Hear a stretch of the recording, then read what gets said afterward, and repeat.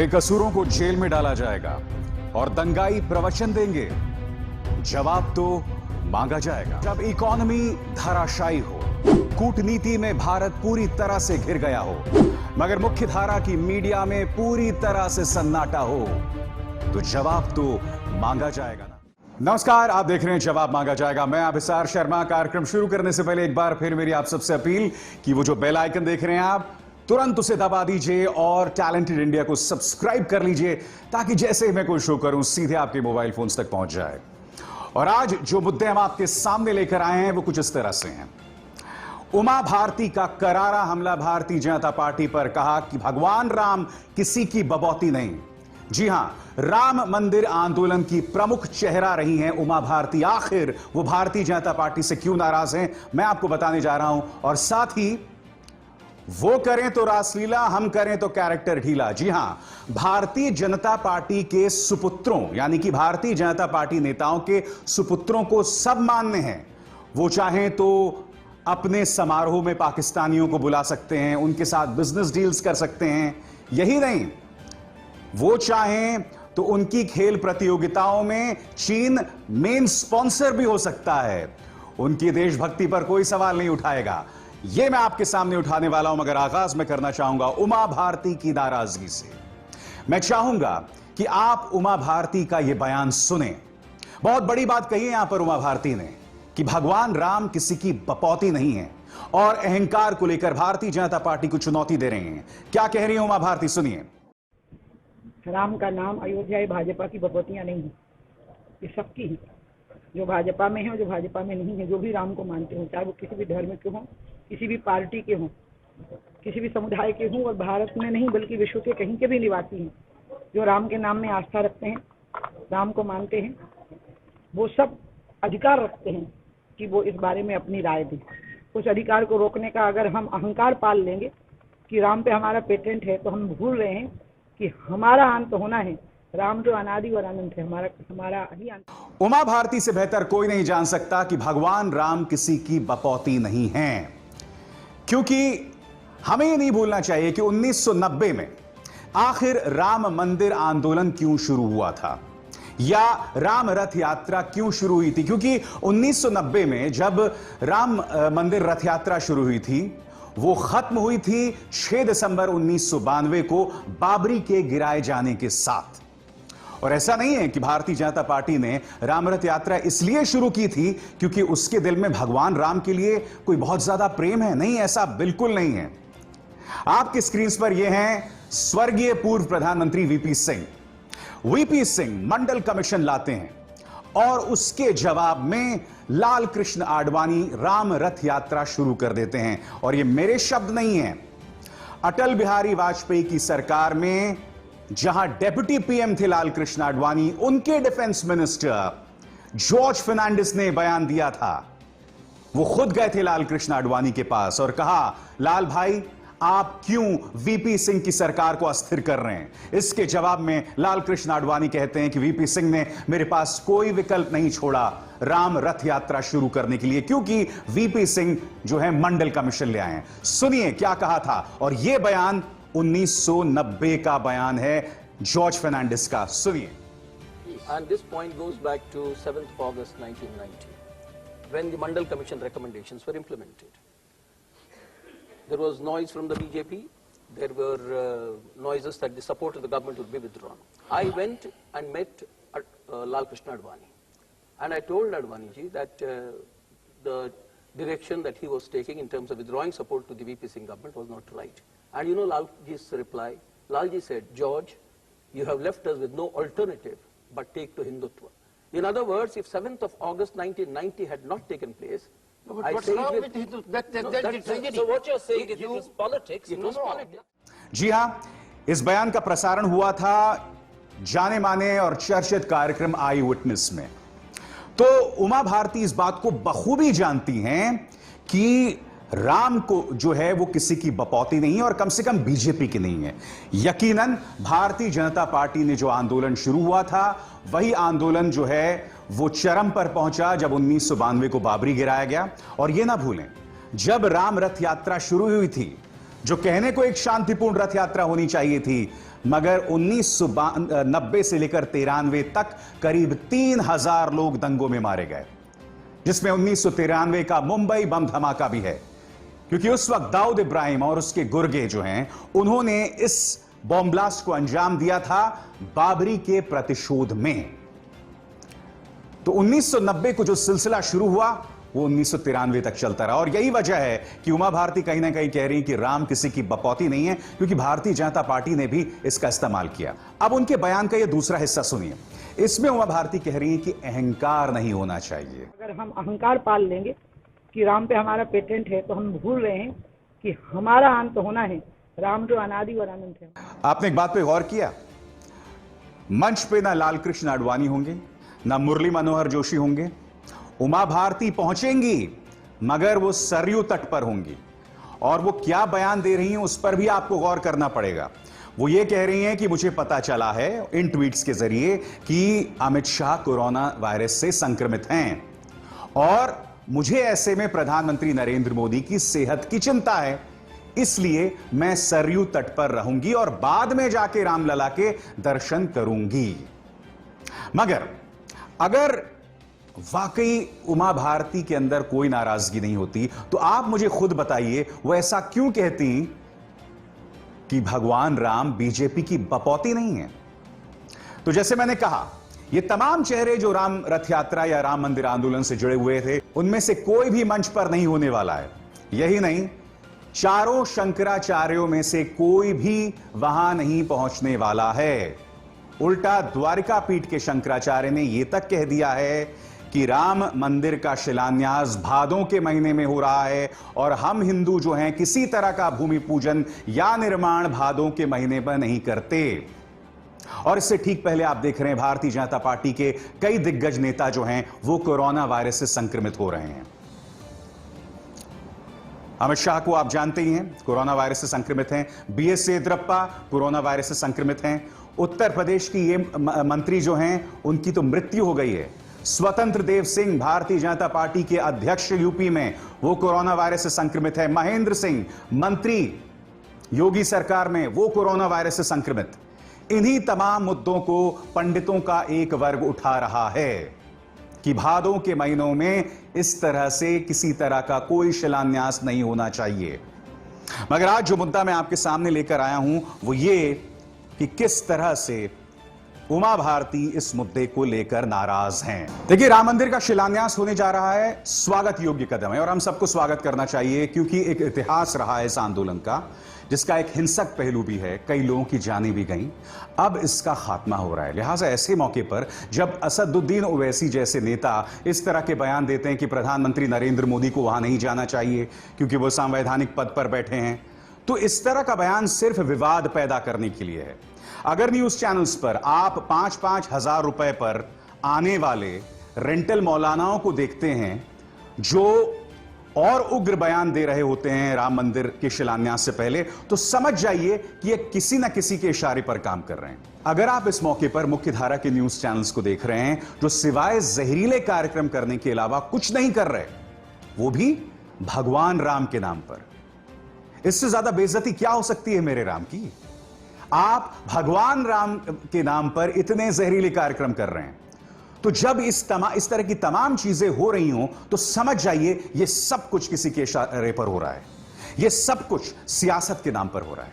मेरा सवाल भारतीय जनता पार्टी से, देखिए, राम मंदिर को लेकर आप अपनी तरफ से कई प्रयास कर रहे हैं, मगर इस वक्त देश के सामने कई समस्याएं मुंह बाहे खड़े हैं। क्या आप जानते हैं इस देश का मिडिल क्लास अपने प्रोविडेंट फंड से पैसे निकाल रहा है। उसकी हालत इस कदर बदतर हो गई है कि वो प्रोविडेंट फंड से पैसा निकाल रहा है। मगर मेरे लिए इस देश का मिडिल क्लास नहीं बल्कि कीर्तन क्लास है। जैसे कि मेरे दोस्त नरेंद्र मिश्रा ने लिखा है, जो कि नवभारत टाइम्स में पत्रकार हैं, मिडिल क्लास नहीं है, कीर्तन क्लास है। मैं आपको बताऊंगा क्यों। मगर जिस समस्या का मिडिल क्लास सामना कर रहा है आपके सामने, आर्थिक संकट खत्म होने के आसार नहीं। 55 लाख लोगों ने निकाले पीएफ से पैसे। प्रोविडेंट फंड से पैसे इंसान तब निकालता है जब उसकी हालत बद से बदतर हो जाए। खबर क्या मैं आपको पढ़ के सुनाना चाहता हूं।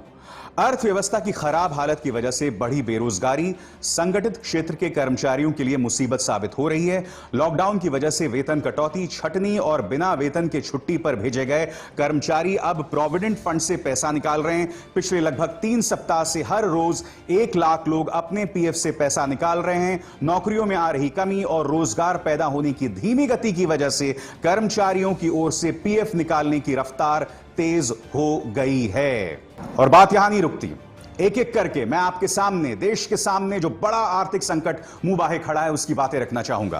पहली बात, पहली तिमाही में जीडीपी 40% कम हो सकता है। खराब लोन का आंकड़ा यानी कि बैड लोन्स का आंकड़ा 15% तक जा सकता है।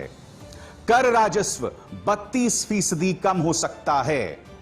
और ऐसे मौके पर 3 चीजों में जो है गिरावट आई है, और वो 3 चीजें आपके स्क्रीन पर, औद्योगिक गतिविधि, किसानों की कमाई और फ्यूल डिमांड यानी कि तेल की मांग, ये तमाम चीजें जो हैं वो नीचे गई हैं।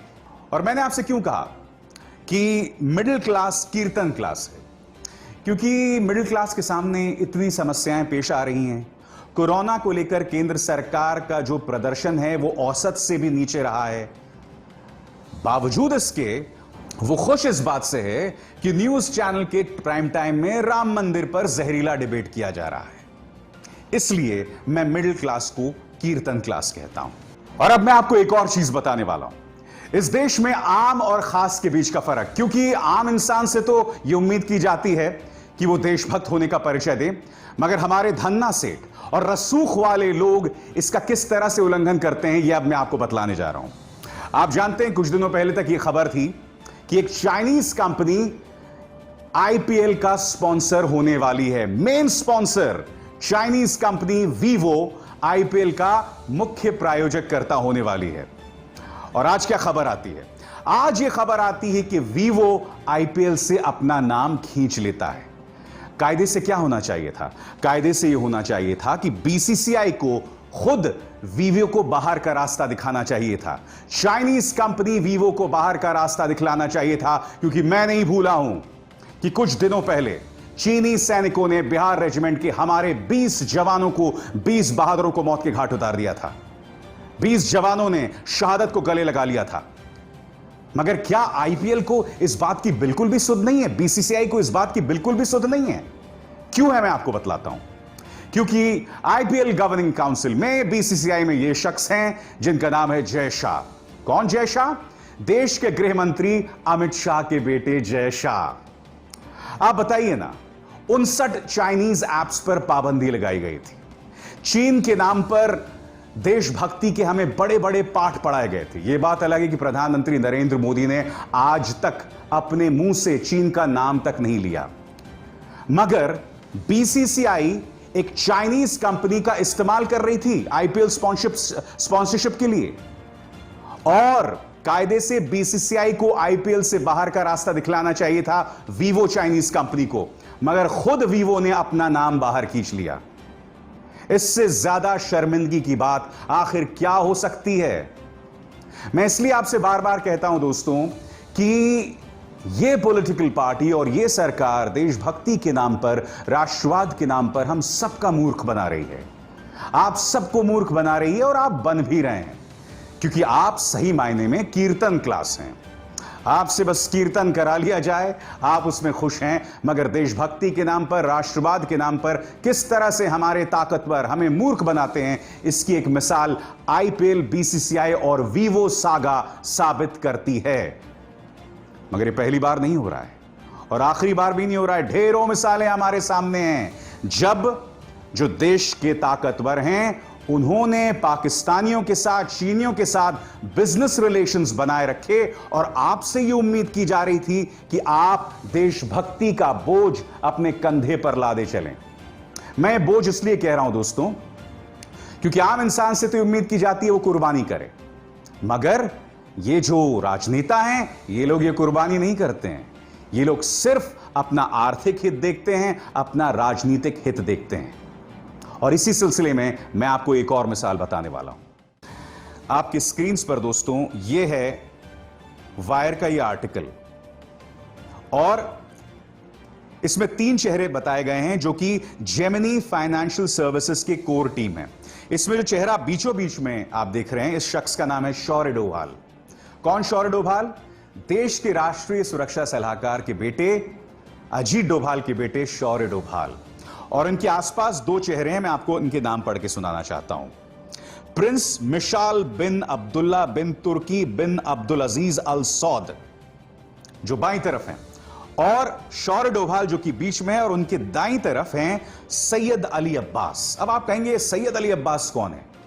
सैयद अली अब्बास एक पाकिस्तानी है, यानी कि देश के जो एनएसए हैं उनके बेटे एक पाकिस्तानी के साथ बिजनेस कर सकते हैं। ये रसूख वाले लोग देशभक्ति को ग्रहण नहीं करते। मुझे आपत्ति उस बात पर है। दोस्तों, जवाब मांगा जाएगा मैं आज एक और मुद्दे की चर्चा करना चाहूंगा, उसकी संक्षिप्त चर्चा करना चाहूंगा। देवेंद्र फडणवीस महाराष्ट्र के पूर्व मुख्यमंत्री, और यह है उनकी पत्नी अमृता फडणवीस। सुशांत सिंह राजपूत का मुद्दा सामने उभर कर आता है और वो ये ट्वीट करती हैं कि आज के वक्त में मैं खुद को मुंबई में सुरक्षित महसूस नहीं कर रही हूं। जी हां, जब तक आपके पति महाराष्ट्र के सीएम थे, मुंबई में कोई दिक्कत नहीं थी, मगर जैसे ही आप विपक्ष में आ गई, आपको असुरक्षा महसूस होने लग गई। शिवसेना के नेताओं ने करारा प्रहार किया है अमृता फडणवीस पर, और उन्होंने कहा है कि जब आप मुंबई पुलिस के कार्यक्रम उमंग में जाकर बेसुरे राग अलापती थी, तब आप असुरक्षित महसूस नहीं करती थी, जब आपको मुंबई पुलिस की सुरक्षा मिली हुई थी। तो मुंबई में डर लग रहा है अमृता फडणवीस को। मैं आज आपसे एक सवाल पूछना चाहता हूं। ऐसा ही एक बयान आमिर खान ने दिया था। जी हां, जब मुसलमानों की मॉब लिंचिंग हो रही थी गौ हत्या के नाम पर, गोवंश के नाम पर, तब आमिर खान ने इंडियन एक्सप्रेस के कार्यक्रम में कहा था कि उनकी पत्नी ने कहा है कि मैं अपने बच्चों को लेकर असुरक्षित महसूस करती हूं। आमिर ने उस बात से इत्तेफाक नहीं जाहिर किया था, उन्होंने सिर्फ यह कहा था कि किरण राव का यह कहना एक बहुत बड़ी बात है। तब आमिर खान पर हमला किया जाते रहा, इस कदर हमला किया गया कि जिस स्नैपडील को वो एंडोर्स करते थे, स्नैपडील और आमिर खान का करार तोड़ दिया गया। जी हां, आमिर खान से जुड़ी जितनी भी कंपनीज थी, उन्हें लगातार टारगेट किया जाता रहा। यह हकीकत थी। तमाम वो कंपनीज जिनके लिए वो विज्ञापन करते थे, उन कंपनीज ने आमिर खान से हाथ छीन लिया। उन पर हमला किया गया कि आप भारत में खुद को असुरक्षित महसूस करते हैं, जबकि उनकी पत्नी एक वाजिब मुद्दा उठा रही थी। क्योंकि आपने देखा है कि जब से सरकार आई है, गोवंश को लेकर लोगों की हत्याएं जो हैं वो लगातार बढ़ती जा रही हैं, और सिर्फ बढ़ नहीं रही हैं, सत्ताधारी भारतीय जनता पार्टी के नेता ऐसे हत्यारों का सम्मान करते हैं। जैसे कि आपके स्क्रीन पर जयंत सिन्हा दिखाई दे रहे हैं। उन्होंने झारखंड में मॉब लिंचिंग में शामिल कुछ लोगों को माला पहनाई थी, और ये आरोपी नहीं थे, ये हत्यारे थे। जी हां, मॉब लिंचर्स को सम्मानित किया जाता है। इंस्पेक्टर सुबोध कुमार सिंह, इन्हें बुलंदशहर में मार दिया गया था। उनका जो हत्यारा था या हत्या का आरोपी था शिखर अग्रवाल, वो भारतीय जनता पार्टी में शामिल हो जाता है, उसका सम्मान किया जाता है। यह बात अलग है कि जब सोशल मीडिया में इसको लेकर बवाल होता है तो बीजेपी यू टर्न लेती है। मगर मैं आपसे जानना चाहता हूं कि आपके स्थानीय अध्यक्ष सिसोदिया इनका सम्मान करने क्यों गए थे? क्या आपको नहीं पता कि शिखर अग्रवाल कौन था? तो एक तरफ जब आमिर खान मुद्दा उठाते हैं जो कि वाजिब है, तब बहुत जबरदस्त बवाल होता है। मगर अमृता फडणवीस खुद को मुंबई में इसलिए असुरक्षित महसूस कर रही हैं क्योंकि अब उनके पति जो हैं मुख्यमंत्री नहीं है। और रही बात सुशांत सिंह राजपूत की, तो मैं आपको बताना चाहूंगा इस पूरे मामले में सिर्फ एक पहलू, एक पक्ष वाजिब है, बाकी सब बकवास। और किसका पक्ष? सुशांत सिंह राजपूत का पक्ष। ये जितने भी न्यूज चैनल्स हैं, रिपब्लिक, टाइम्स नाउ, एबीपी, आज तक, ये सिवाय वाहियात कार्यक्रम करने के और कुछ नहीं कर रहे हैं। सिर्फ एक पक्ष वाजिब है, वो है सुशांत सिंह राजपूत का परिवार, उनके पिता। हमें तथ्यों के आधार पर बात आगे बढ़नी चाहिए। सीबीआई की जांच की मांग अब खुद बिहार के मुख्यमंत्री नीतीश कुमार कर रहे हैं। अच्छी बात है, होनी भी चाहिए। हकीकत सामने उभर कर आनी चाहिए, मगर वो नंगा नाच नहीं होना चाहिए जो न्यूज चैनल्स पर इस वक्त हो रहा है सुशांत सिंह राजपूत को इंसाफ दिलाए जाने के नाम पर। जवाब मांगा जाएगा में बस इतना ही। अभिसार शर्मा को दीजिए इजाजत। नमस्कार। अगर आपको हमारे वीडियोस पसंद आए तो प्लीज लाइक करें, सब्सक्राइब करें और शेयर करें।